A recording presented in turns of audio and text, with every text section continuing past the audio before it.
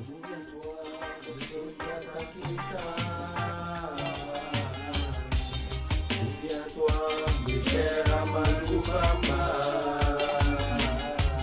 Souviens-toi de Kilma Vita. Souviens-toi de l'Empire Mandé, de celui du Massina.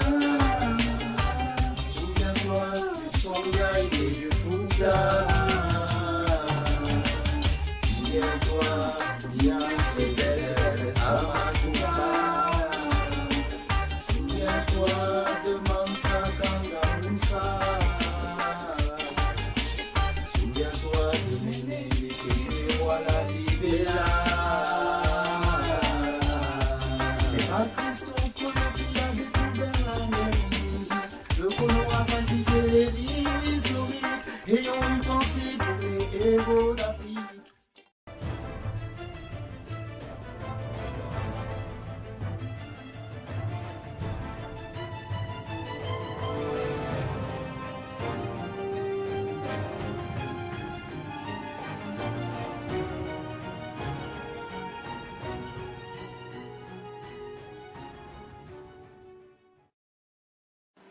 Le destin mènera Mustapha Azemmouri, alias Estevanico, au Portugal, en Espagne, puis en Floride en tant qu'esclave. Dès 1535, le Marocain deviendra célèbre en tant que grand guérisseur, puis traducteur et guide pour une expédition vers les 7 villes de l'or au Mexique. Histoire du premier Marocain à avoir mis les pieds en Amérique du Nord, Stéphane le Noir, Esteban le Mort, Stéphane le Maure, ou encore Estevanico, les pseudos de Mustapha Azemmouri, célèbre explorateur et interprète dès les premières années qui ont suivi l'exploration du continent américain, sont multiples. Pourtant, peu de gens savent que cet explorateur originaire d'Azemmour, ville voisine de El Jadida, que les historiens qualifient de Maure, est né au Maroc, probablement né autour de l'année 1500, dans la ville d'Azemmour sur la côte ouest. Estevanico n'imaginait certainement pas l'étrange avenir que le destin lui réservait.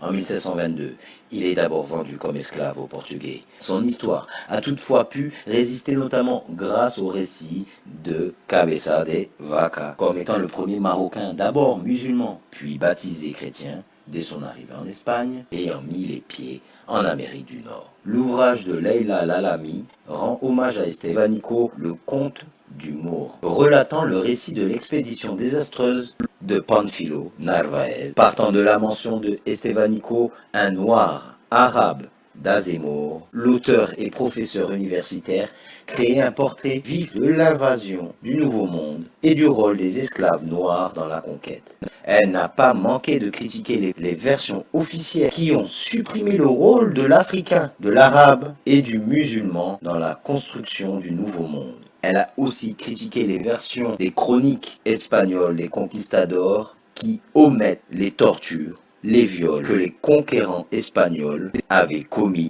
L'objectif était de rappeler que l'histoire du Maroc et celle de l'Amérique sont liées depuis plusieurs siècles. Toujours dans le cadre des relations séculaires entre les deux pays, le Maroc a été le premier pays à avoir reconnu l'indépendance des États-Unis. C'était le 20 février 1778. Donc cette fascination vraiment très ancienne. Si je reste aux États-Unis et que je continue un peu dans l'histoire, à partir des années 20, et surtout à partir des années 50-60, la conversion à l'islam devient un outil pour les Afro-Américains afin de lutter contre la suprématie blanche. Donc on a des personnes comme Malcolm X ou le boxeur Cassius Clay, devenu Muhammad Ali, que vous connaissez, qui vont vraiment utiliser un référent islamique pour regagner leur dignité d'hommes noirs et mettre à distance l'Amérique chrétienne et blanche. Donc là, la conversion à l'islam acquiert un potentiel un peu subversif, de subversion de l'ordre établi, et Malcolm X fait énormément parler. Jusqu'au 8e siècle, la Septimanie, l'actuelle Languedoc-Roussillon, fait partie du royaume espagnol des Visigoths. Après leur conquête de l'Espagne, les armées arabo-berbères y pénètrent tout naturellement. En 719, elles sont à Narbonne. Au-delà de Narbonne, des raids ont été menés ensuite dans deux directions. La première direction c'est vers l'Aquitaine, avec l'intention de s'emparer de Toulouse. Ça a été un échec en 721. Et puis dans un deuxième temps, vers l'année 726, ces troupes, ces contingents arabo-berbères se sont ensuite dirigés en direction du nord, jusque très haut, en direction de Lyon, et même en direction du plateau de Langres, selon certaines sources. Les nombreux Français d'origine maghrébine méconnaissent complètement le fait que des villes comme Narbonne ou Carcassonne se soient appelées un jour Arbouna en arabe et Qarqashoun en arabe, et que les musulmans se soient installés là pendant plusieurs décennies. 732. C'est la date de la bataille de Poitiers. Pour la première fois, les armées musulmanes d'Al-Andalus affrontent les Francs, venus du nord de la France. Contrairement à une tradition qui est très répandue, la bataille de Poitiers n'a pas du tout mis un terme à l'expansion musulmane en Gaule. Elle a tout au plus permis aux Francs de poursuivre leur marche en direction du sud, c'est-à-dire en direction du sud-ouest, et bientôt, avec la bataille de Sijan en 737, en direction de la Méditerranée, conformément à un vieux rêve, c'est-à-dire atteindre la Méditerranée. En effet, au début du 8e siècle, la conquête musulmane de l'Espagne se poursuit sur le territoire qui deviendra la France. C'est ainsi que débute la longue histoire des Français avec les pays d'islam. Sarrasin, un mot qui à lui seul raconte la longue histoire entretenue par les Français avec la civilisation de l'islam. Sarrasin est le nom qu'au Moyen-Âge on donnait aux Arabes. Arabes qui depuis le 7e siècle étaient en majorité musulmans. Vallée française, pour nous, c'est la vallée franque, donc délivrée par les Francs. C'est une légende, mais on aime bien qu'elle soit vraie. La légende et l'histoire se recoupent un peu. Les Sarrasins ont envahi la France, le sol français, et les Sarrasins s'étaient réfugiés dans les vallées sévenoles qui sont très difficiles à attaquer, et ils sont restés là quand même assez longtemps. Charlemagne a voulu chasser les Sarrasins en Espagne, mais au lieu de descendre par Bordeaux ou tout ça, il a voulu faire venir ses troupes par l'Auvergne. Et en arrivant dans les Cévennes, il s'est trouvé face à face avec des Sarrasins assez nombreux, et donc il a envoyé Roland pour les combattre. Plus précisément, dans le Haut-Dauphiné, peu de documents permettent de décrire l'invasion de ces Sarrasins. De nombreux éléments du petit patrimoine portent encore son nom. Tour sarrasine, cheminée sarrasine, puis sarrasin. Et n'est-ce pas une tête de mort, autre sarrasin, qui flotte sur le drapeau corse? Les Français auraient-ils donc des ancêtres sarrasins? Ce qui expliquerait qu'ils ont laissé tant de traces matérielles. Des tombes, des épaves, des poteries, des monnaies, une kouba. En découvrant l'un de ces indices, suivez la piste de l'histoire, des récits, des savoirs, des images ou encore de la mémoire et faites connaissance avec vos ancêtres sarrasins. Au XVIe siècle, la Corse ne partage pas le destin de la France. L'île est alors sous le contrôle de la République de Gênes, qui rentre elle-même dans la sphère d'influence des Habsbourg. À ce titre, et pendant 3 siècles, les Corses sont harcelés par la piraterie barbaresque alliée des Turcs.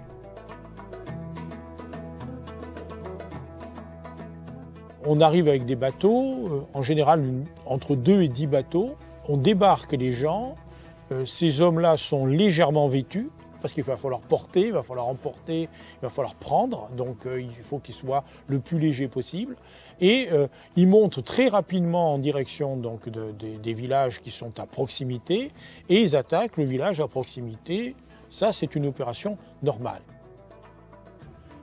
L'opération de Sartène, il a fallu 22 galères, il a fallu 2000 soldats, c'est tout à fait différent, c'est tout à fait exceptionnel. À défaut de pouvoir combattre sur mer les pirates, comment défendre les côtes corses? De cette époque date la centaine de tours dites génoises qui encore aujourd'hui font partie du paysage corse. À partir des années 1580 jusqu'à les années 1620, on va bâtir pratiquement les 3/4 des tours qui se trouvent autour de l'île. Donc on a véritablement là, en une quarantaine d'années, l'essentiel des tours bâtis, c'est à cette période-là que ça se passe. Alors, c'est vrai que ce sont les plus anciennes tombes musulmanes de France qui ont été découvertes dans le sud de la France. Bonjour Catherine Richard. Bonjour. Vous êtes archéologue médiéviste à l'INRAP, l'Institut national de recherche archéologique préventive, qui est à l'origine d'ailleurs de cette découverte. À quand remontent d'ailleurs les 3 squelettes retrouvés? On a réussi évidemment à les dater? Oui, bien sûr, elles ont été datées par analyse au radiocarbone. Et elle propose une chronologie autour du 8e siècle. Donc, elles sont tout à fait bien inscrites dans le Haut Moyen-Âge. Et par ailleurs, ces datations ont été mises en rapport avec à la fois l'histoire événementielle et les textes qui semblent indiquer la présence de populations musulmanes à Nîmes vers 720. Parmi ces 20 sépultures, il y en avait 3 qui étaient un peu particulière par rapport aux autres. Des sujets qui se trouvaient sur le côté droit, qui étaient enterrés et qui avaient le regard qui regardait vers le sud-est. Donc on a analysé ces sépultures et on s'est aperçu que dans 2 cas, il y avait un creusement qui avait une particularité. Ce n'étaient pas des fosses seulement verticale, mais qu'il pouvait y avoir un creusement comme un peu une chaussette avec un surcreusement sur le côté et que l'individu était déposé dans ce surcreusement. Ce type de tombe, on peut le retrouver par exemple dans des cimetières musulmans médiévaux en Espagne ou dans le Maghreb ou voire au Moyen-Orient. Donc c'était un argument supplémentaire qui pouvait peut-être aller dans le sens de pratiques musulmanes. Et oui, parce qu'il était quand même incroyable que, au cours de l'expansion musulmane, qui touche bien entendu l'Espagne, le sud de la France ne soit pas touché, alors qu'on savait par ailleurs qu'il y avait également quelques épisodes de confrontation sur l'Italie. Que devinrent tous ces Sarrasins? Ils furent délogés en 972 de Fraxinétum par le comte d'Avignon au nom du roi d'Arles. Eh bien, déjà, je veux dire du point de vue des analyses paléogénétiques, parce que c'est quand même très intéressant ce qu'ont fait nos collègues Yves Glaise et Jean-Yves Breuil sur cette fouille. Ils ont tout de suite opté pour la mise en place de réflexions pluridisciplinaires. Ça nous montre que donc la population est diverse pour le Haut Moyen-Âge, qu'il n'y a pas qu'une population chrétienne, mais qu'il y a un brassage avec des mouvements de population qui sont assez riches et finalement assez denses. Yves nous a confié une dent pour chacun des individus du site de Nîmes. Nous avons mis en évidence donc des lignées qui sont majoritairement trouvées en Afrique du Nord et même une lignée maternelle qui est uniquement présente en Afrique du Nord. On a fait des datations sur au moins 2 de ces sépultures, des datations AMS, radiocarbone, et on a vraiment été étonnés par les datations puisqu'elles plaçaient ces sépultures entre le 7e et le début du 9e siècle. Donc là, il y avait des choses assez intéressantes et ça pouvait permettre de se poser des questions sur l'identité de ces sujets. Les 3 sujets correspondent à des sujets masculins, des adultes, aucune réelle particularité, sauf peut-être pour un qui présentait au niveau de 2 os du poignet une fusion qui est assez rare. Et dans la littérature, on retrouve une description de cas équivalents pour des populations africaines. De pieuses traditions oublièrent peut-être que la présence sarrasine reposait sur peu de documents. On inventa des étymologies originales autour des noms de lieux, puis mort, Montmorin, mais l'expression de mort aux Sarrasins, à l'époque, n'est jamais au Moyen-Âge utilisée pour les Sarrasins. Le Maurus ou le Morinus, c'est le noir, le brun.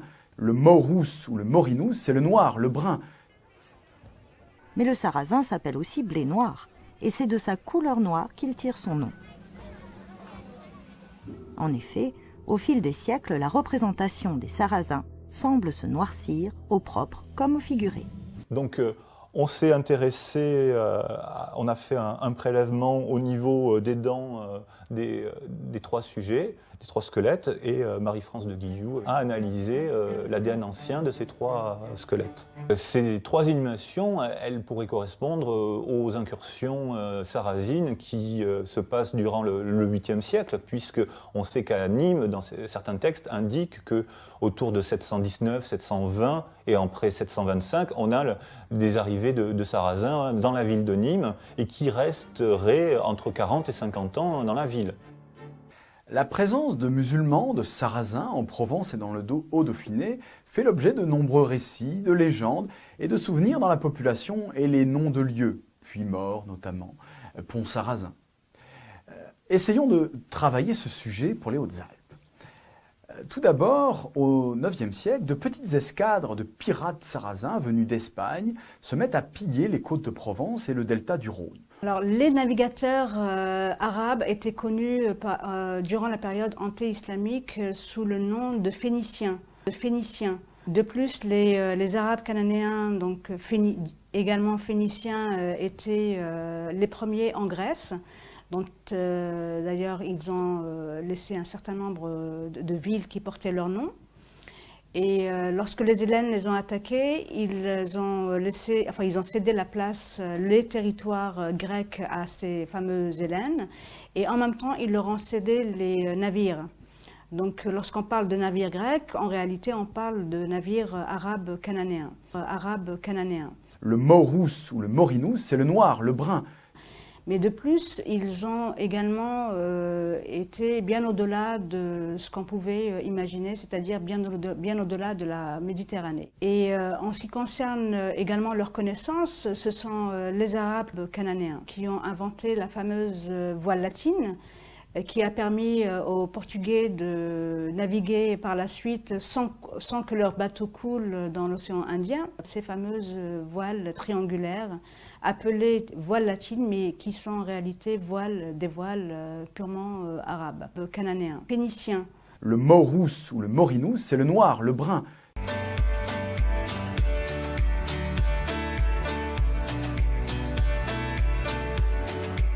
Donc les arabo-musulmans, le Maurus ou le Morinus, c'est le noir, le brun, étaient présents sur le continent américain dès le 1er siècle de l'Hégire. Cela a été attesté par les découvertes archéologiques qui ont été faites par exemple en Californie et au Nevada. En Californie, le nom de Aïssa ibn Maryam y a été retrouvé écrit en lettres koufiques, c'est-à-dire originaire de Koufa en Irak, une ville qui a été fondée au 1er siècle de l'Hégire par Omar ibn Khattab radiyallahu anhu. Et en ce qui concerne l'État du Nevada, on y a retrouvé le nom de Rasulullah sallallahu alayhi wa sallam écrit en caractères koufiques, donc qui ont permis aux chercheurs américains de Harvard et de Californie de dater la présence des arabo-musulmans comme remontant au 1er siècle de l'Hégire, c'est-à-dire entre 650 et 700 de l'ère chrétienne. Par ailleurs, un certain nombre également de navires, d'épaves de navires ont été retrouvés au large du Honduras et du Venezuela. Dans ces navires, il y avait des pièces de monnaie qui dataient de plusieurs siècles avant Christophe Colomb. De plus, 150 ans avant la fameuse découverte de l'Amérique par Christophe Colomb, qui vivait dans un monastère au sud de l'Espagne, à Palos de la Frontera, vivait un moine franciscain qui a effectué un voyage en 1350 environ, de l'ère donc chrétienne, en compagnie des Arabes du Maghreb vers les îles Caraïbes.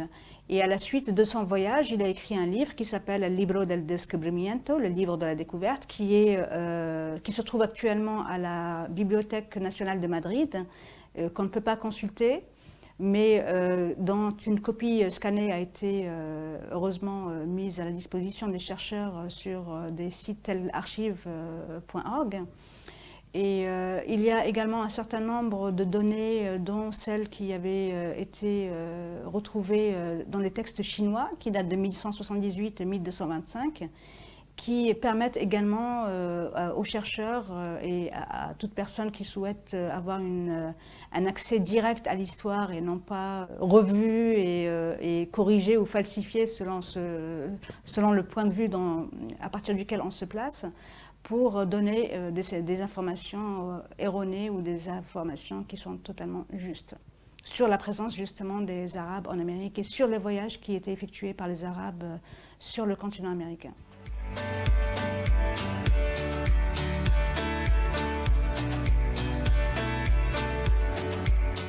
Alors, les Indiens d'Amérique étaient donc, certaines tribus indiennes d'Amérique étaient donc de confession musulmane, et c'est une information qui nous est donnée par l'ancien ambassadeur des États-Unis à Dubaï, qui s'appelle Robert Dixon Crane. Il a écrit un article en 2004 dans lequel il souligne donc cette appartenance à la communauté musulmane des Indiens Cherokees. Il souligne également le fait que les Indiens étaient emprisonnés lorsqu'ils étaient vus en train de faire la prière à la manière des musulmans. Ils jeûnaient durant le mois de Ramadan et ils ont même instauré dans l'Indiana, donc au nord des États-Unis, sur les terres du grand oncle de l'ambassadeur américain, donc un lieu dans lequel ils pratiquaient le pèlerinage, ou du moins symboliquement ils reprenaient le tawaf sur le continent américain parce qu'ils ne pouvaient pas se déplacer vers la péninsule arabique. Par ailleurs, durant les années 1830, le gouvernement américain a décidé de déporter les Indiens Cherokees vers le Midwest depuis l'est des États-Unis en plein hiver. Donc les Indiens Cherokees ont compris qu'ils allaient être mis à mort, probablement du fait de leur appartenance à la communauté musulmane. Donc une partie a fui vers le nord. Une seconde partie est morte en cours de route parce qu'il faisait extrêmement froid et une troisième partie est arrivée à destination.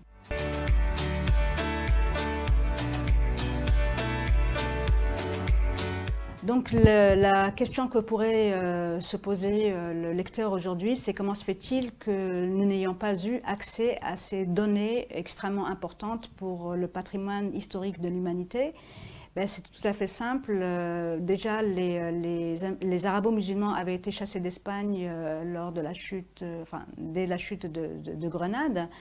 Et on ne voulait pas que les gens sachent que les arabo-musulmans étaient de l'autre côté de l'océan Atlantique. Ça, c'est le premier point. Le deuxième point, les chercheurs américains, entre autres, ont essayé de dévoiler cette information au grand public. Ils ont été menacés par les milieux académiques d'être licenciés et même les robinets financiers fermés si jamais ils dévoilaient la moindre information par rapport à cela. Donc ceux qui ont tout de même forcé ce blocus historique sont de grands universitaires intègres qui sont originaires de l'université de Harvard, du Smithsonian. Ils sont américains, anglais, allemands, espagnols, chinois, sud-africains, indiens.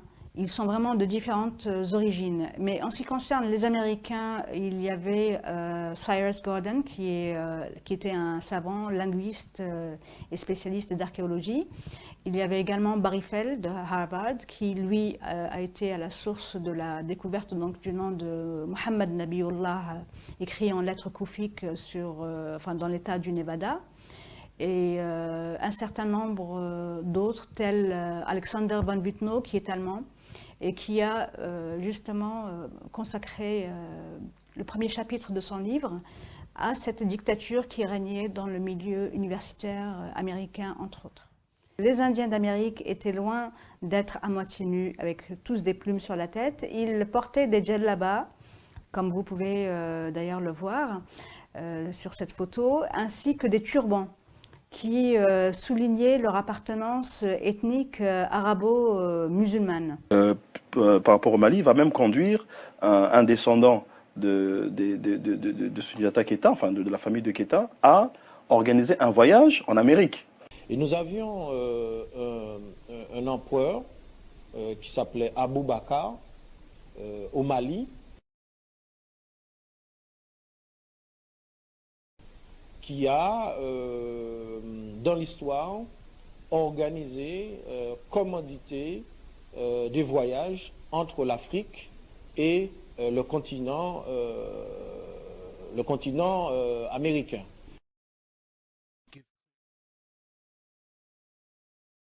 Parce que ce roi était persuadé que il y avait la possibilité de traverser la mer, d'aller jusqu'au bout de la terre.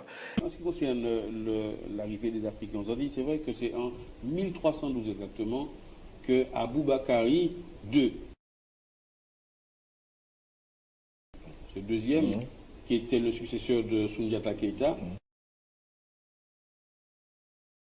qui là est effectivement arrivé en Amérique. Et il va envoyer une expédition de 200 navires qui ne va jamais revenir. Et ensuite, Bon, là, les chiffres sont peut-être un peu exagérés. 2000 navires qui vont partir avec des vivres pour des années, et il ne va jamais revenir. Et le professeur Ivan Van Sertima a prouvé qu'il y a des éléments dans la culture du Mexique qui sont typiquement mandins. Il a prouvé de manière... Et les Olmecs, par exemple? Les Olmecs, bah, c'est la preuve... Il faut expliquer qui sont les Olmecs. Alors les Olmecs, c'est la première civilisation qui a précédé à toutes les sociétés aztèques, incas, mayas. Donc c'est vraiment le fondement des grandes civilisations précolombiennes, les Olmecs. Et il y a ils ont des... Il y a les fameuses têtes. Physiquement, voilà, physiquement, quand on regarde les têtes, bon, de toute façon, on peut pas se tromper ici. Les traits négroïdes sont très très prononcés. Donc les Olmecs seraient, d'après la thèse défendue par Ivan Van Sertima, le professeur, seraient en fait issus de ce voyage. Cette expédition-là. Certainement, certainement. Ces Africains sont venus bien avant Christophe Colomb. Et puis aussi, un deuxième truc, c'est que, et en ce qui concerne les Amérindiens, disaient qu'il y avait des contacts avec les Africains. Eh bien, Christophe Colomb a écrit dans un de ses carnets de voyage un récit que les Caraïbes lui avaient fait, qu'il commerçait avec des Africains qui se baladaient dans de grandes pirogues. Et qui leur vendaient des flèches. Et les flèches, c'est un mélange de cuivre, d'or et d'argent. Et ils appelaient ces flèches, le bout de ces flèches, guanine.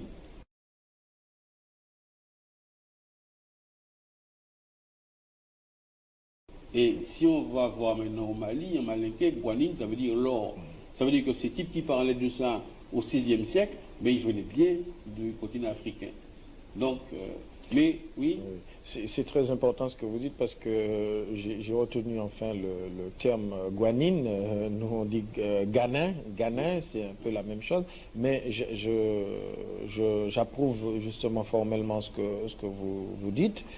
Et nous avons un certain nombre d'auteurs qui nous rapportent ces faits. Par exemple, nous avons un journaliste trinidadien qui s'appelle Andy Thomas. Eh bien, il a rapporté ces faits dans un livre qui s'intitule The Soul of the World, l'âme de l'humanité.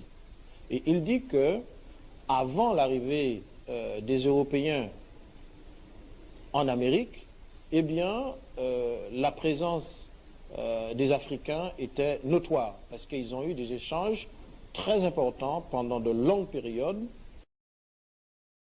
C'est très important parce que pour savoir qu'il y a eu une certaine antériorité de la présence africaine aux Amériques qui, pour nous, est très importante parce que ce qui fait que les Noirs peuvent avoir une raison de revendiquer ce continent puisque les leurs, nous, nos ancêtres, sont arrivés là-bas bien avant les Européens. Au début du XIXe siècle, la création d'un véritable empire romanais arabo-africain élève Zanzibar au rang de capitale de l'empire.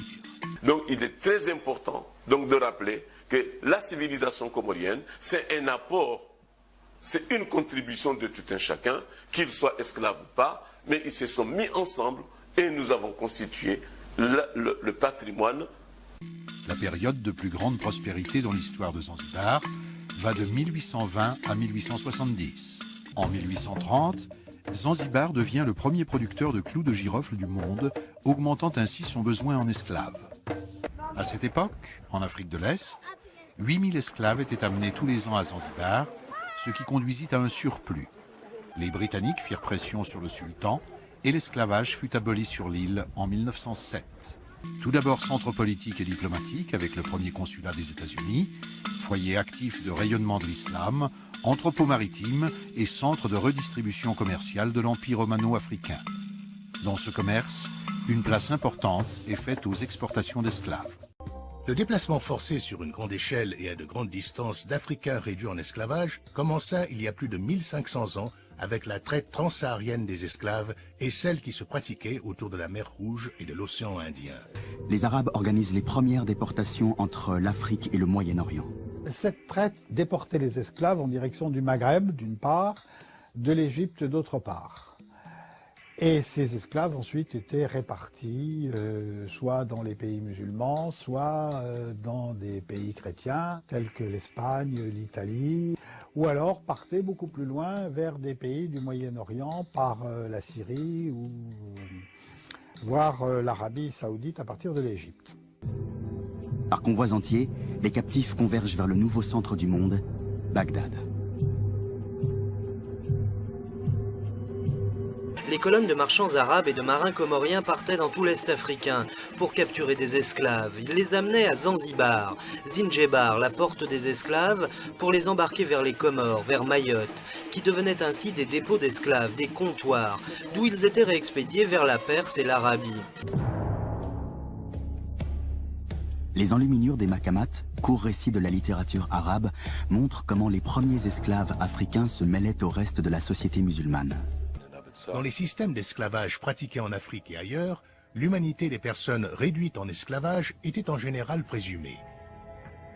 Ces personnes pouvaient être intégrées dans les familles des esclavagistes, accéder à des postes de pouvoir, voire obtenir des titres royaux. Ils sont devenus des nobles, des commandants, des soldats, des amiraux. Au IXe siècle, l'Empire est à son zénith. Bagdad est la capitale de toutes les richesses, de tous les savoirs, de tous les plaisirs. Une ville réunissant des esclaves venus du Caucase, des Balkans et de l'Afrique. On y découvre l'autre, l'étranger, le païen si différent de la culture des Arabes. À la cour du calife, le poète Noussaïb ibn Rabah, fils d'une captive noire, témoigne du mépris dont sont l'objet ces esclaves. Dans une grande partie du monde arabo-musulman, la présence africaine est toutefois beaucoup plus ancienne que la traite des esclaves. En ce monde arabe, la République populaire du Yémen du Sud a conquis sa liberté en prenant les armes contre les Anglais. Depuis décembre 1967, le Yémen du Sud est tout occupé par les problèmes de sa jeune indépendance. Le Morous ou le Morinous, c'est le noir, le brun.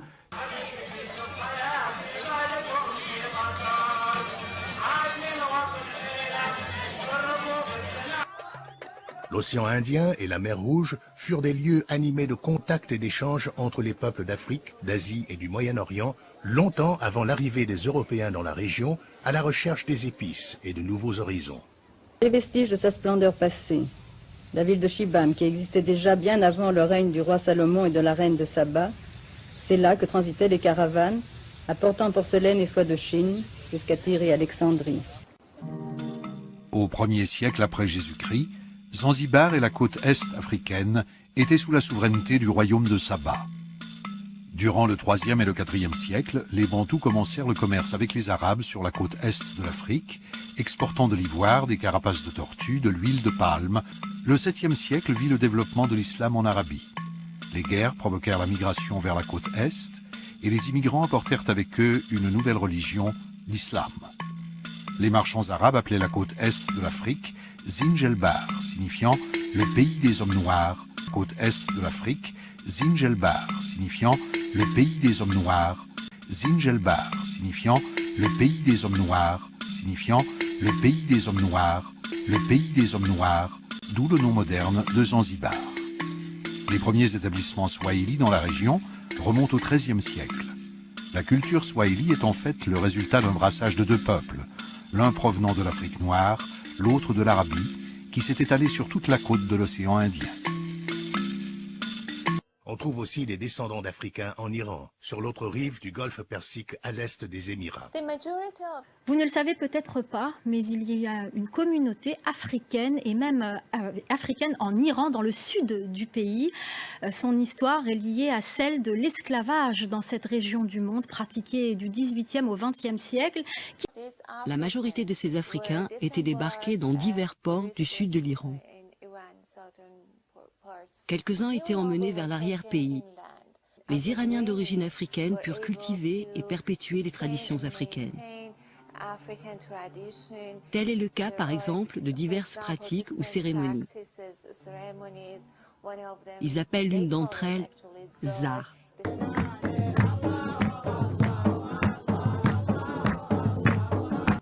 Du même nom que le rite que nous pouvons observer en Éthiopie.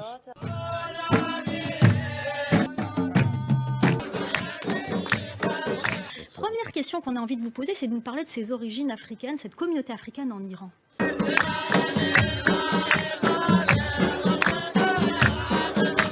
Beaucoup d'éléments islamiques et iraniens ont été intégrés aux cultures africaines. Mais notre culture, c'est la culture d'un quartier dans le sud d'Iran, s'appelle Behbahani, quartier de Behbahani. Il y a la plupart des Noirs dans cette ville qui habitent là-bas. On était tous fils de Darius, de Cyrus, Ariane, Perse. On était les Assyriens, mais en fait là ce que je vous montre, ce sont les contemporains de Xerxès Ier. Ce sont les combattants de Xerxès Ier. Et comme vous pouvez le voir, ils sont noirs.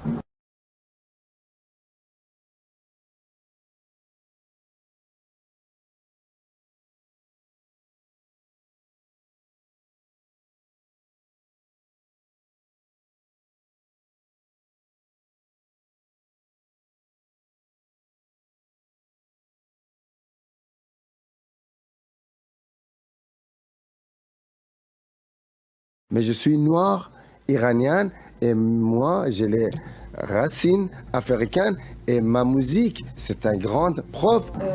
C'est très important de se rappeler qu'il y a des migrations, il y a des conquêtes, il y a tout un tas de facteurs qui font que les peuples actuels, tels qu'on les connaît, c'est-à-dire qu'en gros, par exemple, si je dis qui habite en Perse actuellement, ben, ne sont pas les personnes, ne sont pas les descendants ou ne ressemblent pas aux personnes qui habitaient ce pays à l'époque de l'Ancien Testament.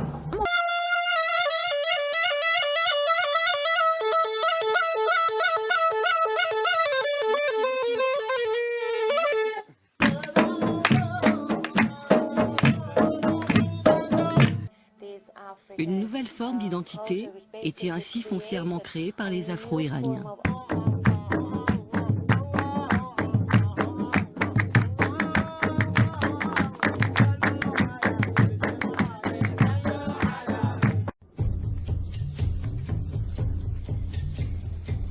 Des routes de commerce se forment entre le nord et le sud du Sahara. Pour relier les deux rives du désert, les marchands doivent emprunter la piste des caravanes, longer le territoire berbère, passer par les oasis de Siwa, Ghadamès, Regan, Sijilmassa, avant d'arriver à Tombouctou, terminus du désert et porte d'entrée de l'Empire du Mali.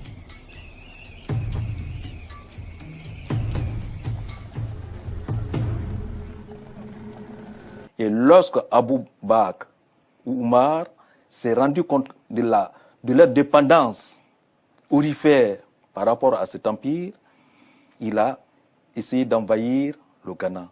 Et le Ghana, petit à petit, va connaître le déclin vers 1076. Le Gnawi utilise un certain nombre d'instruments de musique qui sont à la fois des cordophones, un cordophone qui est le Gnbri, et des instruments de percussion, deux sortes d'instruments de percussion, un instrument qui utilise la peau, qui est tabal, et un instrument qui utilise le métal, le kraqam. Et quand on voit dans les pays qui sont pourvoyeurs de cette musique, qui ont contribué à l'élan initial de cette musique, par exemple les tribus Bambara de Mali, essentiellement, mais il n'y a pas que les Bambara, il y a aussi les Soninké, il y a les Peul, il y a les Yoruba, il y a les Hausa, qui ont contribué à une époque de l'histoire, ou à une autre époque, à produire des instruments de musique qui sont similaires au Gnbri. Et d'ailleurs, il existe toujours un instrument au Mali qui s'appelle le Ganbari.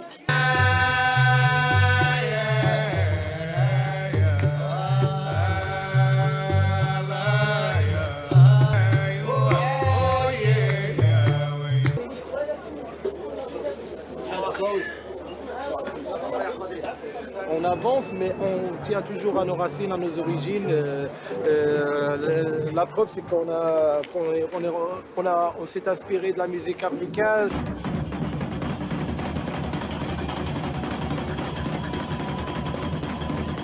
Dans une grande partie du monde arabo-musulman, la présence africaine est toutefois beaucoup plus ancienne que la traite des esclaves.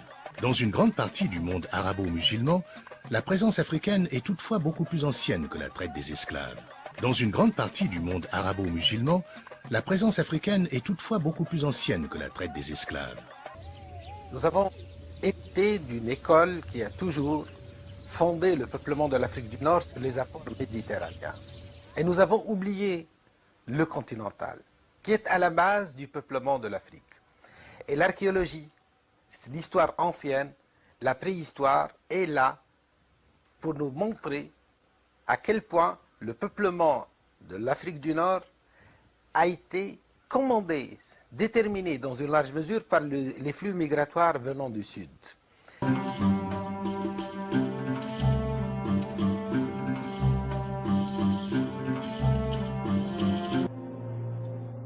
15 000 dessins et peintures rupestres ornent les murs de cette monumentale cité naturelle. Sephar du Tahsil Nadjer est un des plus vastes ensembles d'art rupestre préhistorique au monde. Les peintures léguées par ces peuples nous fournissent des pistes de réflexion et des éléments sur le monde dans lequel ils vivaient. On y découvre des modes de vie qui semblent être ceux des peuples nomades. On y découvre d'immenses récits de guerre, de conquête, de civilisations perdues.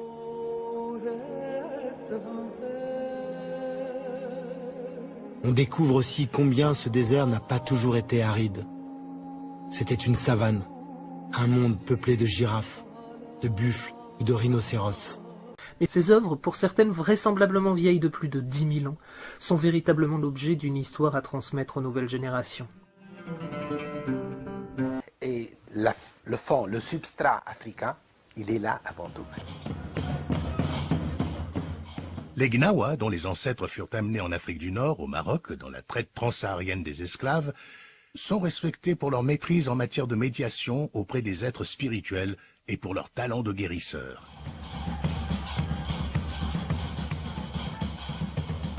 D'abord, il y a eu le Ghana.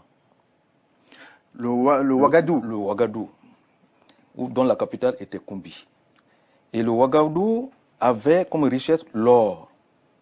Et la population était consommatrice de sel. Donc, les Arabes venaient vendre l'or et le sel contre l'or.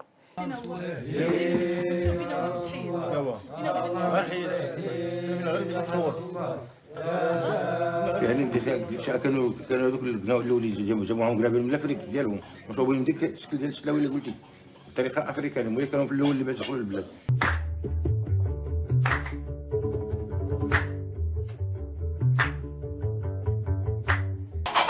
Bilal Habashi qui était élevé au plus haut rang dans, si vous voulez, dans l'espace islamique, c'était de devenir le muezzin du prophète Sidna Mohammed.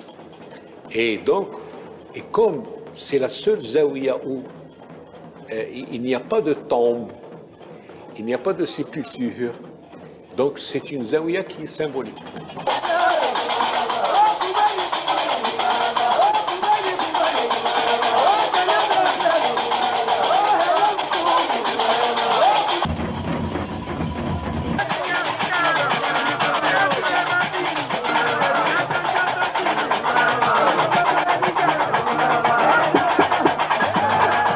Comme pour dire que nous, on a une descendance noble qui est celle de Bilal Habashi.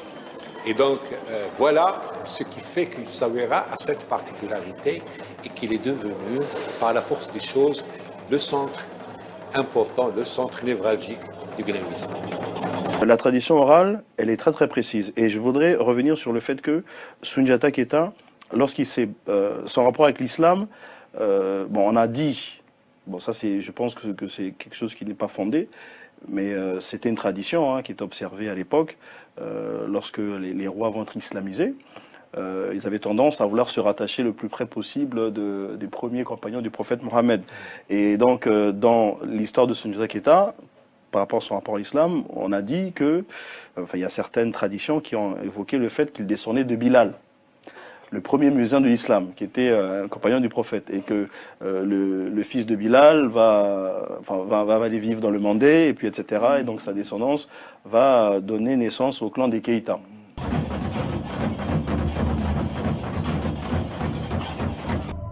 L'Empire du Mali avec lequel commercent les Berbères, regorge de richesses. Maître des mines de bambouk et de bourré, il possède les plus importantes réserves d'or du monde. Plus de la moitié du métal jaune qui circule en Méditerranée provient de ces gisements.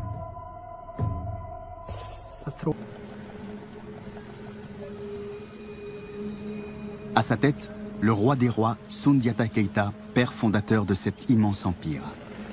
En remportant la grande bataille de Kirina en 1235, Soundiata Keïta a réussi à fédérer tous les peuples de la région et à constituer un gigantesque réseau commercial le long des rives du Niger.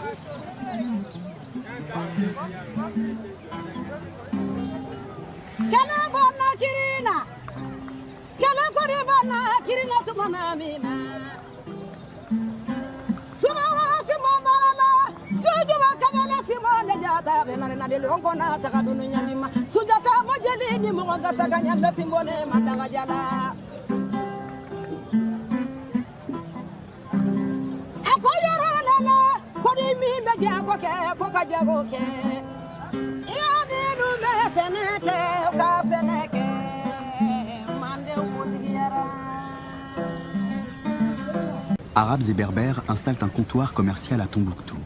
Ils y entretiennent des relations marchandes avec cet empire centralisé. Troquer du sel, des tissus, des bijoux, des dattes venues de Méditerranée contre de l'ivoire, du cuivre, des esclaves et surtout de l'or.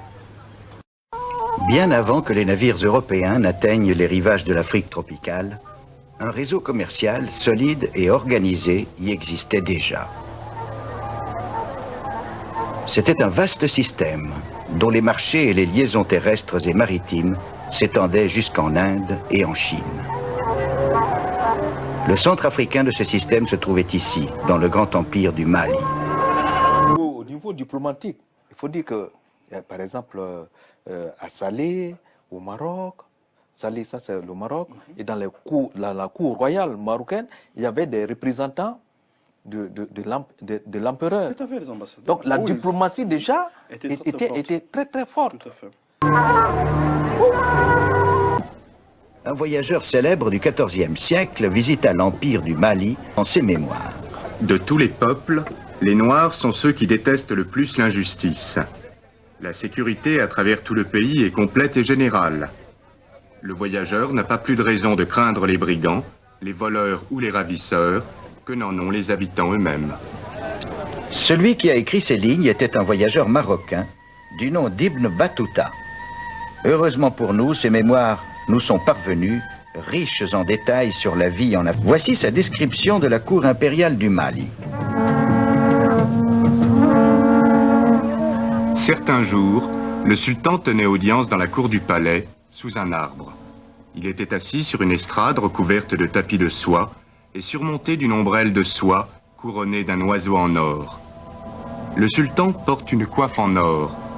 Il est vêtu d'une tunique de velours rouge, confectionnée dans de précieux tissus venus d'Europe. Il est précédé de musiciens dont les guitares sont en or et en argent. Derrière lui, 300 esclaves soldats.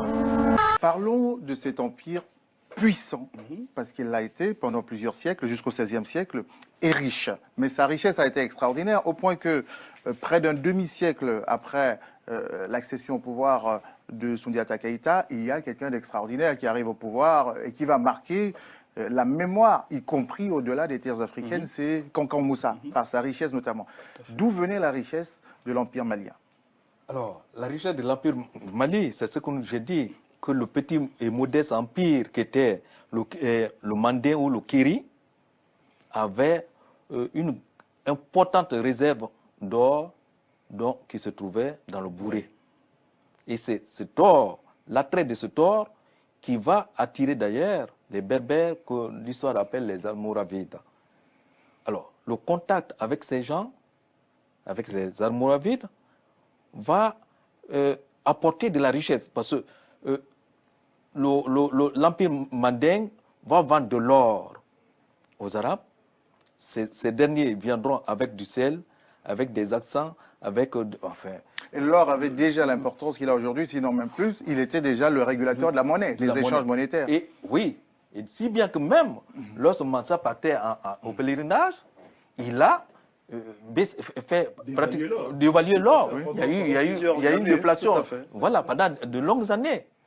Donc, toute la richesse de l'Empire venait à la fois de cet or, mais aussi des puceaux.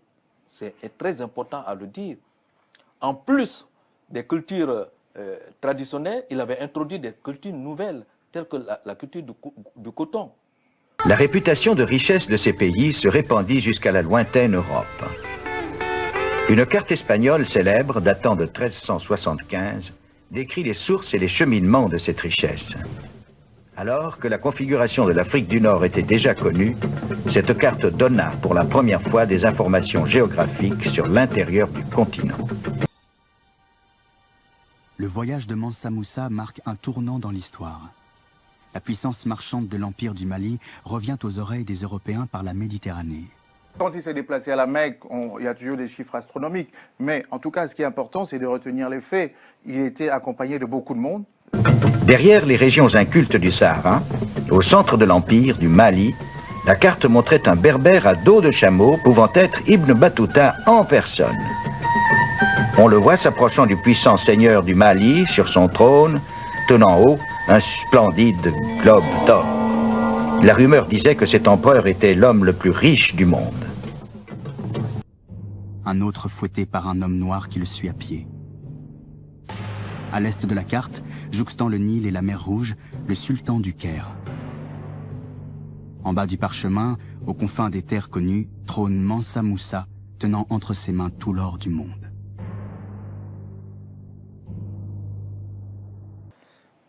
Diplomatie très importante. C'est impressionnant comment cette Afrique, c'est toujours la même trame un petit peu tragique. Parce que le premier coup est porté contre l'Égypte antique, d'abord les envahisseurs, puis il y a des groupes qui se replient vers l'intérieur pour donner naissance, parce qu'ils ont ramené un savoir extraordinaire à tous ces empires, par exemple celui du Mali ou d'autres encore. Et l'Afrique est toujours plus prospère que l'Europe à ce moment-là de l'histoire, il faut le dire, au début du premier millénaire. Même la navigation, on parle de 200 et quelques embarcations qui sont parties. Donc, il y avait déjà toute une industrie. Absolument. Hein? Cet atlas nous remet dans un contexte médiéval qui est celui des grands empires africains. On a tendance à oublier que l'espace de production de richesse, c'est l'Afrique à ce moment-là.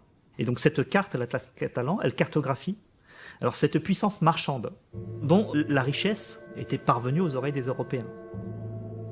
Et il a distribué de l'or comme il c'était des rois très généreux, parce que le roi du Mandé, c'est un père, c'est un mfa. Hein, c'est un mfa. Donc quand les gens s'approchent de lui, c'est un père, c'est un patriarche. Et donc, en arrivant au Caire, qui à l'époque était sous la domination des Mamelouks, donc les Turcs, lorsqu'il va arriver au Caire, il va distribuer de l'or à foison, et donc c'est cette fameuse distribution qui va faire dévaluer le prix de l'or pendant des années, y compris au niveau de la sous-région avec l'Europe, puisque c'est à ce moment-là que l'Europe va s'intéresser à cet empire, et les pays du Moyen-Orient, du Proche-Orient, comme on les appelait plus tard, vont beaucoup s'intéresser au Mali. Et dans le document que vous avez montré tout à l'heure, on voit le Kanka Moussa au milieu de la carte avec une grosse pépite d'or. Donc c'était un pays qui était très très riche. Donc eux, ils vont s'orienter vers l'Afrique. Parce qu'ils ont appris qu'il y a une mine d'or. C'est d'abord les Portugais qui vont découvrir les fameuses routes commerciales. Oui, parce que ce sont eux qui ont monté les eaux. Ça s'est fait simultanément. Parce que souvent, on essaie de séquentialiser. Les Portugais vont arriver, mais n'auront étaient des grands navigateurs. C'est des sous-traitants, vous voulez dire? C'est des sous-traitants. Ils ne vont pas arriver en terre pleine. C'est des gens qui vont côtoyer. Ils seront sur les côtes. La leçon, finalement, c'est que quand on est unis, on est plus fort, parce qu'à ce moment, l'Empire du Mali, il bravait carrément les puissances qui venaient d'ailleurs, parce qu'ils pouvaient leur tenir tête. Et quand il s'est écroulé, par la division, par les vannes de tout le continent. En 1324, Kanka Moussa, autre empereur du Mali, revenait d'un pèlerinage à la Mecque. Impatient d'exalter le prestige de l'islam, il décida de transformer sa ville de Tombouctou en un centre savant et religieux. Au cœur de cette cité islamique, l'empereur Moussa fit construire une mosquée qui fut à l'origine d'un nouveau style d'architecture en Afrique occidentale. Donc il y a eu des personnages de l'Afrique du monde musulman en général, qui ont été extrêmement importants dans la transmission de la culture vers l'Europe. Et je crois que c'est un devoir de faire justice, justement, puisque nous sommes à une étape de reconnaissance, de valorisation et tout, de revalorisation, de reconnaître justement que ces nègres, ils ont contribué considérablement par leurs apports à la culture occidentale, et que nous, pour nous sortir un petit peu de cette aliénation par rapport à la connaissance même des valeurs civilisationnelles africaines, eh bien il faudrait mettre tout ça sur la table au niveau de l'éducation, au niveau de la culture, pour que nous sachions effectivement que nous qui sommes les descendants des Africains, nous sommes aussi africains, que nous appartenons à une nation qui était très évoluée, bien plus évoluée que les Européens à l'époque du Moyen-Âge. Entre le Maroc et la Mauritanie, je reviens un peu là-dessus, parce que ceux qui ont colonisé, ceux qui ont été à la conquête de l'Andalousie espagnole, l'Andalousie, c'est les Mauritaniens, ils sont partis d'Azougui. Et puis c'est les Mauritaniens qui ont créé Marrakech. C'est les Mauritaniens qui ont créé Marrakech. Donc il y a eu toujours des tentatives entre le Maroc et l'Algérie. Et puis, l'empire du Ghana a existé depuis le 3e siècle avant Jésus-Christ. L'empire du Ghana, c'est elle qui est devenue l'actuelle Mauritanie. Les Gnawa qui sont au Maroc maintenant, qu'on les appelle Gnawa, ils viennent de l'empire du Ghana. L'empire du Ghana, c'est l'actuelle Mauritanie. C'est l'actuelle Mauritanie, cause pour laquelle on les appelle les Gnawa. Les Gnawa, beaucoup de Marocains aussi ne le savent pas. Et puis beaucoup de... On le sait très bien, les racines africaines du Maroc. Voilà, mais donc ils viennent de la Mauritanie, les Gnawa viennent de la Mauritanie, de l'empire du Ghana. Oui, dans le Maroc et d'Africains, il y a justement plusieurs, notamment les Gnawa, mais les racines africaines sont présentes et sont séculaires. Une tribu qui s'appelait les Bilzala, c'était une tribu, c'est-à-dire africaine, mélangée un peu avec les Berbères. Parce que si vous regardez historiquement parlant, ceux qui sont dans ce bout de territoire, ils sont beaucoup plus proches des Mauritaniens que des Marocains, parce qu'ils parlent de Hassania. Ils parlent de Hassania, et puis quand c'est des tribus Rigaybat, quand on leur dit quelle est la partie la plus proche de chez vous, ils vont dire que nous sommes plutôt Mauritaniens. D'autre part, au niveau civilisationnel, il y a une chose aussi qui me semble très importante, c'est que en Éthiopie, l'Éthiopie a joué un grand rôle dans le développement c'est-à-dire les Africains, Éthiopiens, musulmans, ils ont joué un grand rôle dans cette civilisation. Un certain nombre d'esclaves en fuite sont parvenus à se réfugier dans ton royaume. Les esclaves te seront ramenés, car je sais que tu ne manquerais pas de nous renvoyer les nôtres. Il y a toutefois une poignée d'hommes libres avec eux, des rebelles. Des rebelles? S'il y a quelques troubles en Arabie, pourquoi ne pas m'avoir averti? Ce sont des rebelles à notre religion. À un moment ou à un autre, toute religion se trouvait en rébellion. Les corps des esclaves sont universels et seront à votre disposition. Mais comme Jésus-Christ est notre berger, les âmes des hommes sont ses brebis. Ce sont des Arabes qui ont osé trahir la religion de leurs ancêtres. Ils suivent une espèce de fou qu'ils appellent un prophète. Mais je n'ai pas le droit d'enchaîner des êtres sans les avoir entendus. Dieu a donné à ses prophètes le signe des miracles pour que nous les reconnaissions. Le miracle de Mahomet, c'est le Coran sacré. Un livre, un simple livre écrit par un illettré et attribué à Dieu. Je crois que l'empereur en a assez entendu. Vous avez été pitoyable.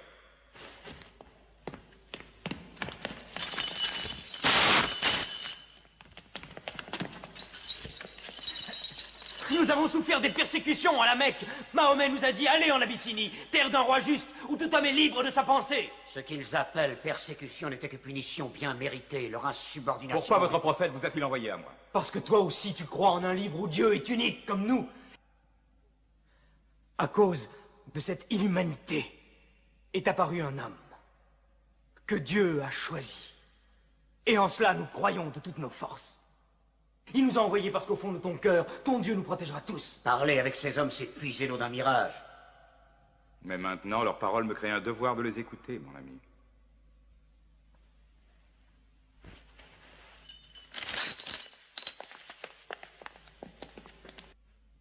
Dieu nous a déjà parlé par le passé. en s'adressant à Abraham, à Noé, à Moïse et à Jésus-Christ. Pourquoi être surpris quand Dieu s'adresse à nous par l'intermédiaire de Mahomet? Qui t'a appris ces noms? Ils sont tous mentionnés dans le Coran. J'ai connu Mahomet à l'époque où il gardait ses moutons. Et nous savons que le Christ était charpentier. Les paroles du Christ et les paroles de Mahomet sont semblables aux deux rayons d'une même lampe. Et il faut savoir aussi qu'il y a une relation étroite entre l'Éthiopie et le prophète des musulmans, puisque lorsqu'ils étaient persécutés par les Arabes esclavagistes, païens, eh bien, il avait ordonné une première immigration en Éthiopie, où les premiers musulmans ont été accueillis par le Négus, hein, le Négus d'Éthiopie, qui leur a donné l'asile politique. Et depuis lors, il y a une solidarité, il y a un lien sacré qui s'est établi entre le monde noir et l'islam. C'est très important.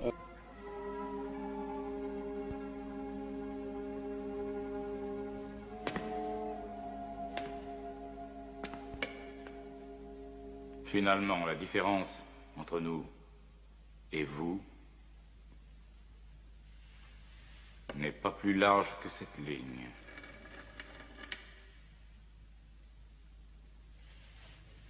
Contre une montagne d'or, je ne te les livrerai pas.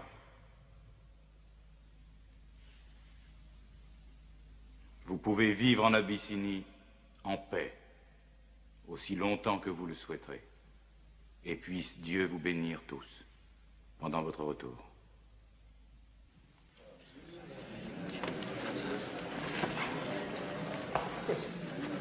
Ceci est intolérable. Mahomet va jusqu'à mettre en péril nos alliances étrangères. Parfait. Nous allons en faire un étranger. On a appris qu'on sait que les Arabes étaient surtout des esclavagistes. C'est-à-dire que s'il y a des populations qui ont fait l'esclavage, même avant les Européens, c'était bien les Arabes. L'esclavage est une pratique antérieure à l'islam qui, considérait ces pratiques néfastes, les a rejetées progressivement. Dans les versets du Coran, il n'y a pas un ordre d'asservir des gens. Et ce que nous, on considère comme étant esclaves dans nos communautés, le plus souvent, islamiquement, ne sont pas des esclaves, parce que la base, la seule voie que l'islam considère comme étant de l'esclavage, c'est qu'il y ait une guerre entre des musulmans et des non-musulmans, et que des musulmans capturent des non-musulmans. Ces non-musulmans-là vont être des esclaves. Eh bien, ceci ne s'est pas produit chez nous de la façon qui justifie aujourd'hui que dans toutes nos communautés, il y ait des esclaves. Donc, on sait que la base elle-même est fausse. C'est-à-dire, on prend quelqu'un à tort et on en fait un esclave. Et on en fait un esclave au sens animal du terme. On sait que d'habitude, quand vous avez un esclave, vous pensez que vous avez droit de mort et de vie sur lui. Eh bien, le prophète sallallahu alayhi wa sallam rejetait cette thèse-là, et c'est dans ce cadre qu'il leur disait, si vous êtes, il est sous votre autorité aujourd'hui, mais sachez que vous également, vous êtes sous une autre autorité. Si on regarde, au regard de l'histoire et au regard de la réalité, par exemple, nous avons une carte là, vous voyez que entre l'Afrique et l'Arabie, ce ne sont pas deux mondes qui sont très différents, puisque vous savez que l'Afrique et l'Arabie formaient à une certaine époque un même continent. Et il y a eu des transformations géographiques et il y a eu une séparation. Parce que le nom Afrique veut dire Ifriqiya. Ifriqiya, ça veut dire la séparation. Mais il faut savoir qu'il y avait des rapports très étroits entre les Africains et les Arabes depuis les temps les plus reculés. Mais que sait-on vraiment de la civilisation nabatéenne, de ce peuple de caravaniers surgi des sables de l'Arabie quelques 4 siècles avant Jésus-Christ? Les Nabataï et les Kedaréni tiraient apparemment leur nom de Nibajot et de Kedar. Et je vais dire, lorsque les Africains ont été forts, avant l'islam, ils avaient réduit en esclavage les Arabes. Fils d'Ismaël, et par cela l'Arabie même doivent être considérés comme branche des Ismaélites, formant une même nation avec eux, que ce soit les Cédriyi, Kedarini et Chanséyi, semblent avoir été des tribus arabes dans l'Arabie heureuse. Les Madjanites s'établirent derrière le Golfe et s'incorporèrent aux Couchites. Les Ismaélites, il doit y avoir eu entre eux une assez étroite parenté. Par exemple, la reine de Saba, elle contrôlait un territoire qui était l'Afrique, un territoire très vaste et qui englobait toute la région d'Arabie. Et à cette époque, lorsque les Noirs étaient en puissance, avant l'islam, ils réduisaient aussi les Arabes en esclavage. Et la demeure de ces Arabes qui erraient aussi se trouve dans les trois Arabies, pétrées, heureuses et désertes. Donc, tous les peuples de la terre, les Français, les Chinois, etc., les Africains, etc., pratiquaient l'esclavage. Je veux même dire, on a l'exemple lorsque la civilisation nègre, dans le cadre pharaonique, était à son apogée, eh bien, le pharaon, c'est un système antique, le pharaon, il réduisait en esclavage les Sémites, c'est-à-dire les Juifs, les Arabes, aussi les sujets africains. Les Sabaïens, Amiar, le fils de leur ancêtre Saba. Les descendants de Couche formaient un royaume dans cette partie de l'Arabie pétrée, qui confine à l'Égypte et qui s'étend le long de la côte orientale de la mer Rouge vers les frontières de la Palestine et de l'Arabie heureuse. Les Arabes sémites, qui sont des Arabes noirs, descendants d'Ismaël. À l'origine, les Arabes noirs sont les premiers Arabes, car les Sabéens aussi sont des Arabes. Les Amiarites descendent des Sabéens.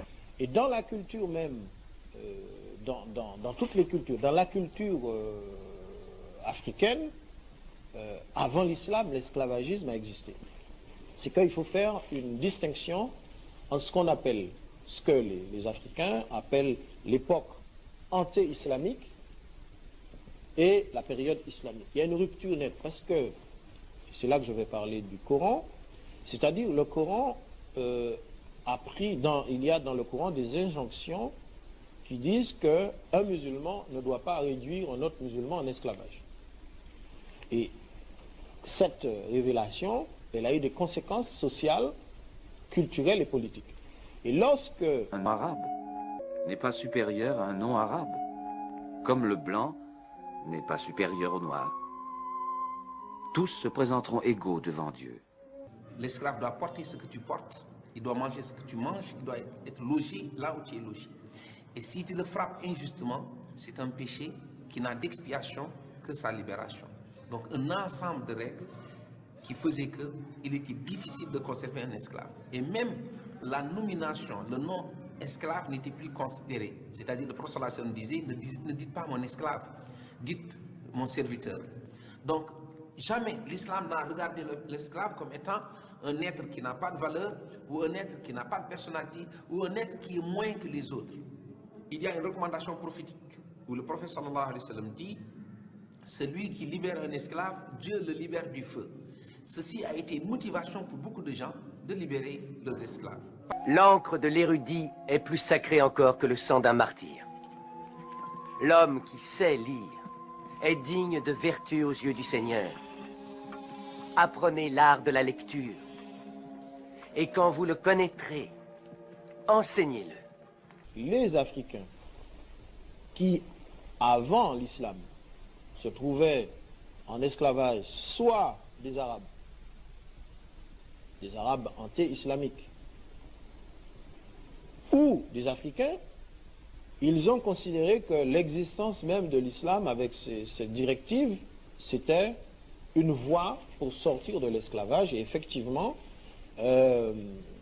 cette injonction du Coran a déstabilisé les esclavagistes, puisque les esclaves qui étaient sous la domination des esclavagistes arabes ou des esclavagistes africains, c'est-à-dire qu'ils étaient qu'à pétéchen, et ils trouvaient leur salut à l'ombre de l'islam pour ne plus être esclaves, puisque en devenant musulmans, de plein gré déjà, en s'échappant de l'oppression de leurs maîtres africains ou arabes, eh bien ils doivent trouver la liberté en devenant musulmans.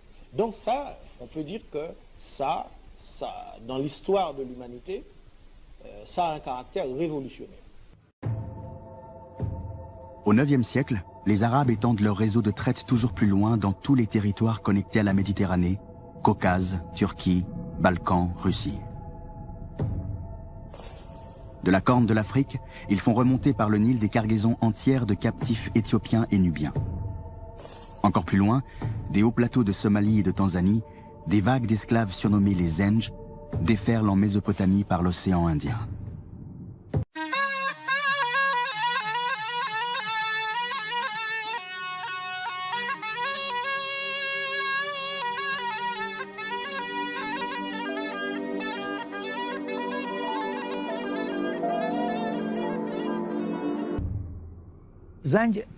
Zenj est apparemment un mot persan, Zang. Ça signifiait noir, Zang. Ça signifiait noir. Ça signifiait noir, noir, noir. On commençait à être amenés en masse dans ce qui correspond aujourd'hui à l'Irak. Il y en avait tellement, proportionnellement, qui venaient de cette partie de la côte, que le mot Zenj a commencé à être utilisé pour désigner les esclaves en général. Peu à peu, le nombre d'esclaves devient si important que des émeutes éclatent le long des rives de l'Euphrate et du Tigre. En 869, les Zenj prennent les armes et montent une armée de plusieurs dizaines de milliers d'hommes. À la tête de ces bataillons d'esclaves, un ancien haut dignitaire du régime abbasside, Ali Muhammad.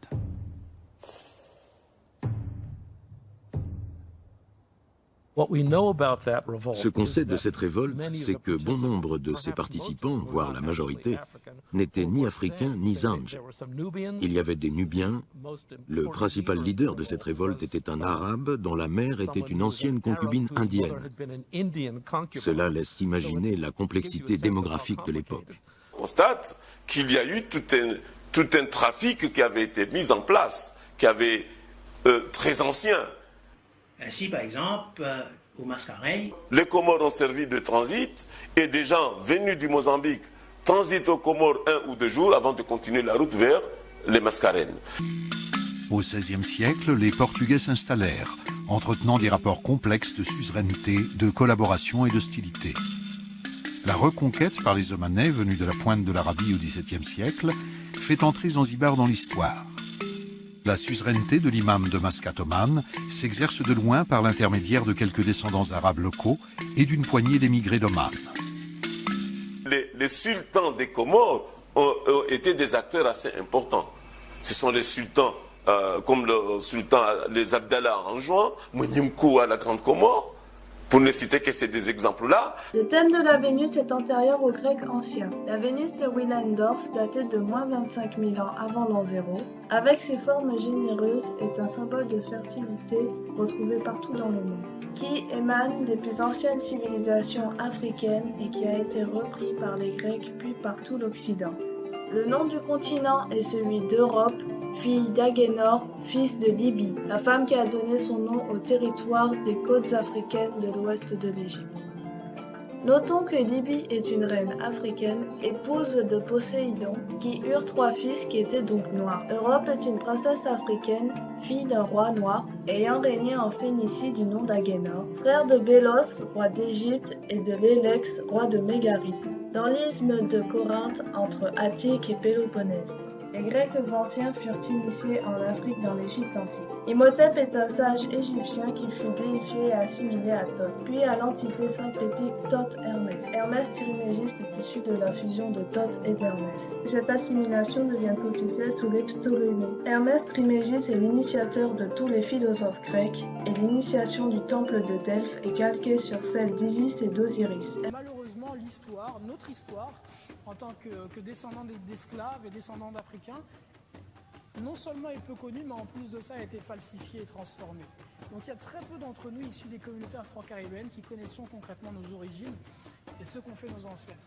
Pour ceux qui étudient, qui ont eu la chance de lire des auteurs comme Cheikh Anta Diop, Nation d'agriculture ou d'autres encore, vous apprendrez, lorsque vous lirez ces livres-là, que les fondateurs, ceux qui ont construit les pyramides d'Égypte, ceux qui ont apporté le savoir aux Grecs et aux Latins étaient des Africains noirs. Ce qu'on vous apprend, c'est que la civilisation est née en Grèce, quelque part en Grèce, et on parle, vous avez peut-être déjà entendu l'expression, on parle du miracle grec. que d'un seul coup comme ça, en Grèce, quelques siècles avant Jésus-Christ, la civilisation contemporaine aurait pris naissance. C'est totalement faux. En étudiant l'histoire, vous allez vous rendre compte que la grande majorité des grands penseurs grecs et latins sont partis en Égypte, dans les monastères égyptiens, et c'est là-bas qu'ils ont appris les sciences des mathématiques, de la philosophie et de bien d'autres éléments encore. Pensez à Pythagore, pensez à Archimède, pensez à tous les grands noms qui sont cités de la Grèce antique ou les latins. C'est en Égypte qu'ils ont pris les fondements de leurs connaissances. Et ce sont des hommes noirs, des hommes égyptiens qui les ont enseignés. Les pharaons étaient des noirs. Quand vous voyez à la télévision des pharaons blancs, là, c'est totalement faux. Là. Les pharaons étaient noirs complètement. Hérodote, qui est considéré comme le père de l'histoire, et qui voyage dans cette région-là au VIe siècle avant Jésus-Christ, rapporte que les Égyptiens sont des hommes noirs aux cheveux crépus.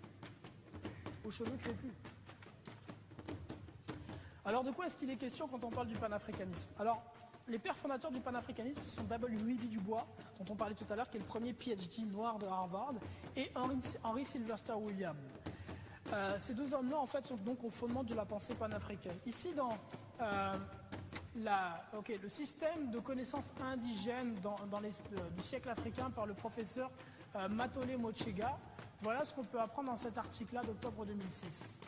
Booker T. Washington et ses contemporains, tels que W.E.B. Du Bois et Henry Sylvester Williams, furent profondément influencés par Prince Hall, le fondateur de la première loge maçonnique africaine. Dans ses études de la franc-maçonnerie, Prince Hall découvrit que les fondateurs des nations occidentales n'étaient pas seulement influencés par la philosophie solaire, le Kara, et la science de l'Éthiopie et de l'Égypte antique, mais aussi que les sciences modernes étaient originaires de l'Éthiopie et de l'Égypte antique. Ainsi, Prince Hall était convaincu que les Africains pouvaient ressusciter leur ancienne gloire et construire une nouvelle Afrique. Cette inspiration le poussa à construire des loges et des écoles afin d'illuminer et d'éduquer les esclaves libres. Ainsi, l'éthiopianisme devient la philosophie fondamentale de l'association panafricaine qui fut établie par Henry Sylvester Williams en 1900. Alors ici, vous avez l'éminent professeur Charanta Diop, décédé en 1986, qui a écrit notamment un livre Nation Agriculture qui est excellent, que je vous recommande, parce que c'est un livre qui est une recherche scientifique sur nos origines. Charanta Diop dit ceci dans Alerte sous les tropiques aux éditions Présence africaine en page 122. Il est raisonnable de penser qu'un gouvernement fédéral africain donnera des armes égales aux tenants de la religion ancestrale, en provoquant un conseil œcuménique et ses prêtres pour permettre la création d'une hiérarchie, d'une liturgie mieux adaptée, la formation et l'éducation d'une caste de prêtres à l'échelle du continent, l'approfondissement et la normalisation du dogme sur la base du monothéisme ancestral. Ce faisant, le gouvernement fédéral futur protégera le continent de toute nouvelle pénétration insidieuse de l'étranger et mettra les Africains à l'abri de toute aliénation culturelle. Ici, le porteur de ce mouvement de pensée-là, vous connaissez Kémy Séba? Ouais, qui est-ce qui a déjà entendu parler de Kémy Séba, les gens? Ok, Kémy Séba, c'est ici l'ambassadeur de ce mouvement de pensée en France, si vous voulez. Okay. C'est qu'ils vont chercher les divinités égyptiennes, grecques ou latines qui ont existé avant Jésus-Christ, donc Horus, Osiris, Attis et d'autres dieux de l'Antiquité, et ils vont chercher les caractéristiques de ces dieux-là. Et quand vous regardez aux caractéristiques de ces dieux-là, c'est la vérité, vous allez constater qu'ils ont des traits de caractère qui sont identiques à ceux de Christ. Vous en allez avoir comme Horus, par exemple, qui ont 12 disciples. Vous allez avoir des dieux comme Osiris, par exemple, qui sont nés le 25 décembre. Même si on sait que Christ n'est pas né un 25 décembre, la grande majorité des chrétiens pensent qu'il est né un 25 décembre. Osiris était né un 25 décembre. Osiris est mort, puis ressuscité. Et si vous allez chez ces divinités-là, vous retrouvez un grand nombre de traits de caractère qui sont identiques à Christ. Et donc, quelle va être la finalité, en fait, de leur enseignement? C'est qu'étant donné qu'avant Jésus-Christ, on avait ces dieux-là, qui avaient déjà ces traits de caractère, ils vont dire que Christ n'est ni plus ni moins qu'une adaptation contemporaine des dieux païens de l'Antiquité. De la même façon qu'avant le retour de Jésus, il y aura des êtres qui paraîtront et qui ressembleront à Christ, des antéchrists. De la même façon, avant la première venue du Messie, il y a 2000 ans, il y a des antéchrists qui sont venus avant lui. La reine de Saba, on l'appelle aussi la reine Makeda. Donc Makeda, elle est aussi citée dans l'islam. Donc ça a eu réellement lieu. Donc je vais vous raconter une anecdote. Donc comment Ménélik est né, oui, comment Ménélik a été conçu. Donc la rencontre avec Salomon. Déjà, la reine de Saba est venue voir Salomon parce que sa sagesse était réputée à travers l'univers et qu'elle voulait voir cet homme dont tout le monde parlait, parce que beaucoup de faits avaient été faits donc Je crois que la plus connue, c'est les deux prétendantes d'un enfant, deux femmes qui étaient venues dire que l'enfant était le leur, et que Salomon a dit, bon, bah, si l'enfant est le vôtre, on le coupe en deux, on en donne la moitié à chacune. Donc il y en a une qui a dit, bah oui, moi je suis d'accord, on le coupe en deux, j'en prends la moitié. Et puis l'autre qui a dit, bah non, je lui donne, c'est pas grave. Donc voilà, c'est comme ça qu'il a su qui était la maman. Donc ça, c'est dans l'esprit de tout le monde. Ça doit être clair. C'était celle qui n'a pas voulu que l'enfant soit coupé en deux. Donc toutes ces choses-là ont fait que Salomon a pris, je vais aller plus vite, ont fait que Salomon a pris beaucoup d'importance au niveau mondial. La reine de Saba est venue le voir avec une caravane de cadeaux énormes. Et Salomon a été tout de suite subjugué par la beauté de cette femme. Donc cette femme venait du royaume d'Éthiopie et il est tombé amoureux. Mais par protocole, des relations ne pouvaient pas être aussi faciles que ça. Donc il y a eu un énorme banquet où tout banquet qui est donné à un roi ou à une reine, avec un festin, avec des boissons servies, avec des amusements, et arrivé l'heure de se mettre au lit. Salomon a été voir la reine de Saba et lui a dit, bon, voilà, il lui a déclaré sa flamme, hein, donc la reine de Saba lui a dit que c'était pas possible. Il a dit, ok, je respecte ton point de vue, donc la seule chose que je te demande, c'est de ne pas toucher au bien le plus précieux de mon royaume. Et tu pourras dormir tranquille. Bon, elle a signé un pacte ensemble, ils ont dit ok, c'est bon. Et puis au milieu de la nuit, la reine de Saba a eu soif. Alors elle s'est levée, elle a été à la fontaine au milieu de la pièce et elle a bu de l'eau. Et là est apparu Salomon qui attendait ça et il lui a dit, bon, voilà, tu as rompu notre pacte. Ben, elle lui a dit non, tu m'as dit la chose la plus précieuse de ton royaume. Elle a dit oui, mais l'eau est la chose la plus précieuse de mon royaume. Sans eau, mon royaume n'existerait pas. Donc c'est ce qu'il y a.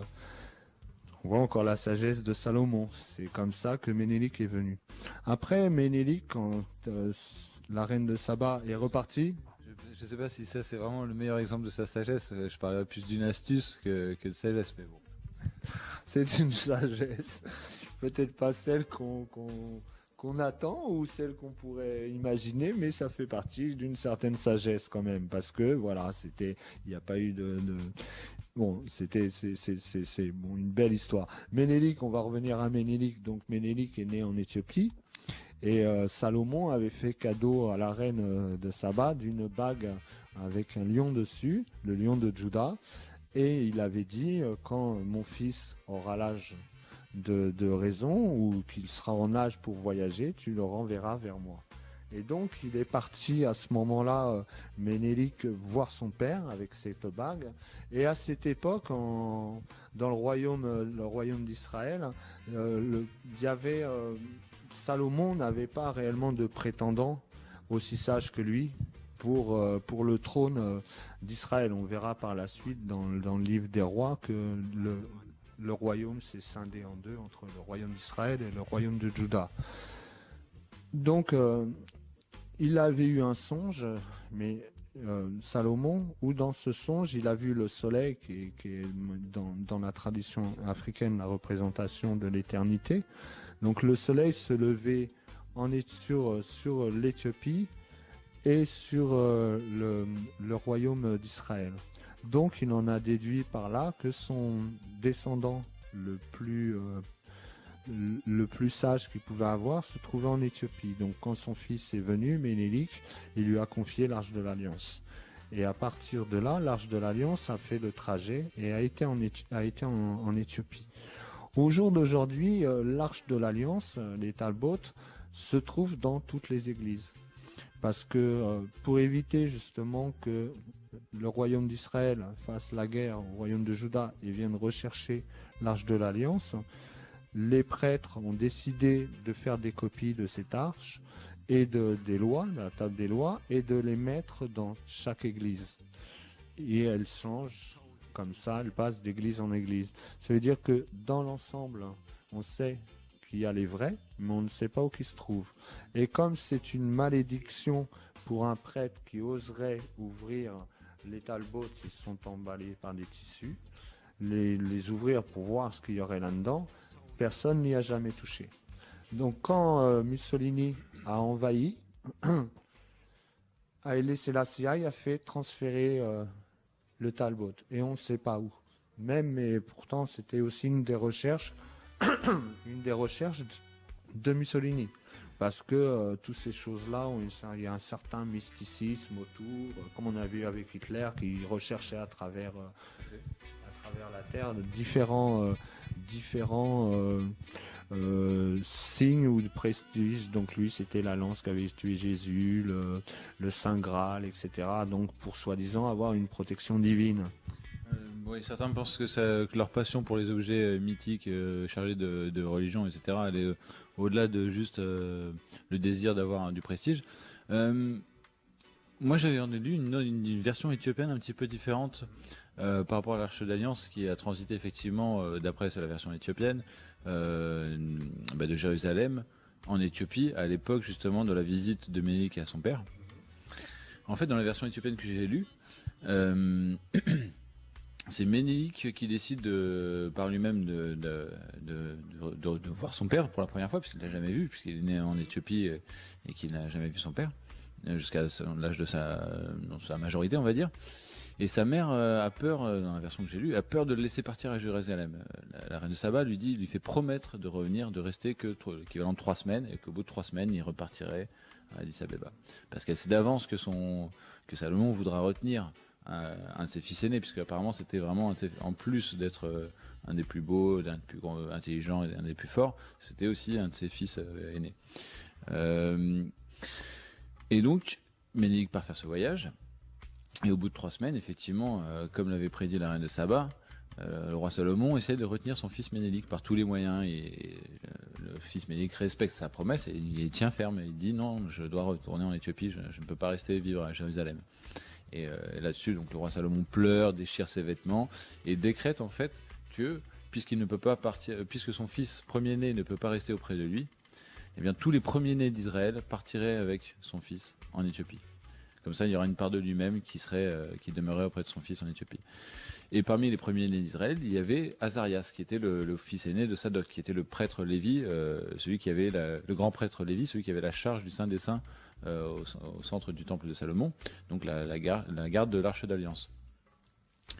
Or, ce fils aîné, lui, il savait qu'à la mort de son père Sadoc, c'était à lui que devait échoir la charge du Saint des Saints, qui était quand même très important, parce que dans la Torah, dans la Bible, c'est quand même nommé l'Éternel devant les armées. Il n'y a aucun autre objet sur Terre qui est chargé d'autant de respect, de déférence et même d'incarnation de Dieu finalement sur Terre, ou de la parole, ou de la volonté de Dieu.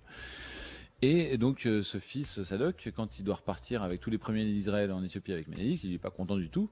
Et ce serait de lui-même qu'il aurait pris la décision d'emporter avec lui l'Arche d'Alliance. Et que ce n'est qu'au bout de 3-4 jours de marche que Ménélique s'en serait rendu compte qu'il y avait une tente un peu bizarre en plus, et qu'il y serait rentré dans la tente, qu'il aurait vu l'Arche d'Alliance, et plutôt que d'engueuler Sadoc et de ramener l'Arche d'Alliance à Jérusalem, il aurait déclaré puisque c'est la volonté de l'Éternel qu'il en soit ainsi, à partir de maintenant, l'Arche d'Alliance demeurera avec moi en Éthiopie. Bon, c'était une petite parenthèse, c'est une autre version que j'avais lue. Je sais pas si tu l'avais déjà lu quelque part ou pas.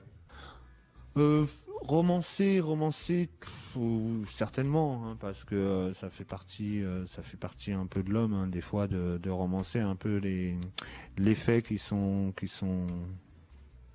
devant lui, quoi.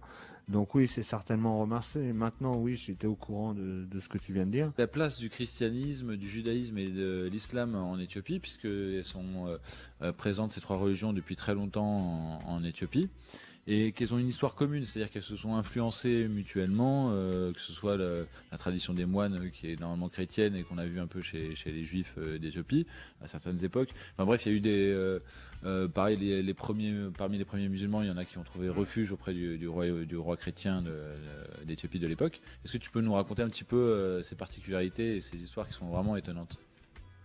Oui, l'Éthiopie est vraiment le berceau de toute religion, en plus d'être le berceau de l'humanité. Le judaïsme en Éthiopie n'est pas le même judaïsme qu'il est en Israël. Hein, on a vu ça en 88 avec les Falachas, quand ils sont revenus à l'opération Moïse. Ils ont bien une fête de la Pâque, mais qui ne fait pas référence à la sortie d'Égypte de Moïse et Donc la fête de Pesca. Tu as parlé de l'islam, donc oui, l'islam, si on revient à ses débuts, il en est fait compte dans l'histoire du prophète. Donc quand il s'est fait chasser de la Mecque, quelques musulmans, ils ont été se réfugier en Éthiopie, au roi des rois de l'époque, pour voir si cette religion était inspirée divinement ou pas. En fait, pour être plus précis, si je ne me trompe pas, en fait, ceux qui pourchassaient les musulmans les avaient précédés auprès de la cour du roi et avaient demandé au roi de les enfermer, de les arrêter et de les enfermer au prétexte que ce seraient des hérétiques. Voilà. Et donc les questions posées ont eu des réponses qui étaient justes, donc au niveau des patriarches de tout ça. Donc ils ont été en protection, ils ont été protégés, et le roi d'Éthiopie leur a même fourni une armée pour après aller à la Mecque et puis aller combattre les marchands qui étaient à la Mecque pour que la Mecque devienne aujourd'hui une terre sainte. Le roi éthiopien et chrétien a posé des questions sur Jésus, sur Marie. Il leur a demandé quel était leur patriarche, quelle était leur descendance. Donc eux, c'est Ismaël. Donc voilà, tout ce qu'ils ont donné comme filiation était réellement une filiation connue par le roi des rois, et donc qui n'était pas possible d'être remise en cause. Après, en Éthiopie, il y a eu aussi un autre courant, donc on parle très peu, parce que quand on dit que l'évangélisation de l'Éthiopie s'est fait en 333, c'est faux. L'évangélisation de l'Éthiopie s'est fait beaucoup en avant. On a la preuve dans l'Acte des Apôtres, au sein de la Bible, où on voit l'eunuque éthiopien qui est enseigné par Philippe, et donc Philippe lui enseigne la religion que Jésus voulait enseigner. Ce message qui va être emmené en Afrique, oui, et puis en Éthiopie, c'est pas le christianisme. Le christianisme va lui rentrer en 333. Mais cette religion, après, s'appelle l'arianisme, rien à voir avec la religion arienne ou la thèse arienne portée par les nazis. Donc l'arianisme, comparé à ce qu'on nous apprend sur Jésus, c'est de croire que l'homme ou que Jésus n'est pas le simple et unique Fils de Dieu, mais que l'homme peut, selon ses actions et selon ce qu'il fait, transporter l'Esprit divin en lui. C'est-à-dire que l'Esprit divin va s'incarner dans les hommes bons. Une religion est sortie par Pierre et par Paul, mais cette religion-là n'a pas été dans le vœu de Jésus. Jésus, il n'est pas venu pour fonder des chrétiens. Il est venu pour ouvrir l'esprit de l'homme et lui faire comprendre que par ses actions, l'homme pouvait être, comme il le dit textuellement, quand on lui dit « tu es fils de Dieu », il dit « non, on est tous des enfants de Dieu ». Voilà, il n'y a pas un seul et unique fils. On peut tous se prétendre enfants du divin du moment qu'on respecte les enseignements que le divin nous a donnés.